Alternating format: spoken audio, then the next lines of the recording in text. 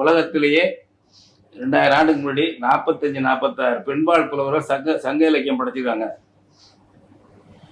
எந்த மொழியில காட்டுங்களேன், லத்தீன்ல காட்டுங்களேன், கிரேக்கத்தில் காட்டுங்களேன்.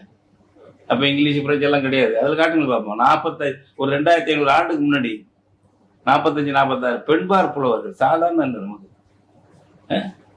எங்களுக்கு இப்ப இந்த சிவநெறின்னா, சிவநெறிக்கு யார் தலைவர்?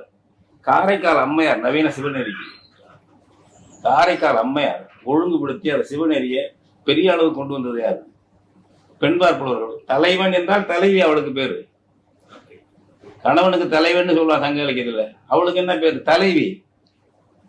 எங்கள்கிட்ட பின்னாடி வந்தது, பின்னாடி எல்லாம் வந்து போச்சு வச்சான்னா எங்களுக்கு வாத்தியார்கள். நான் சொல்றேன், உனக்கு முன்னாடியே பாரதி பண்ணனா இல்லையா பெண் உரிமைக்கு? இந்த ஈவேர காங்கிரஸ்ல இருக்கிற ஒரு காலத்துல, அதுக்கு முன்னாடி அரசியல் போறதுக்கு முன்னாடியே பாரதி போடுறான்ல. இதெல்லாம் முன்னாடி சொல்றேன். தொல்காப்பியத்துல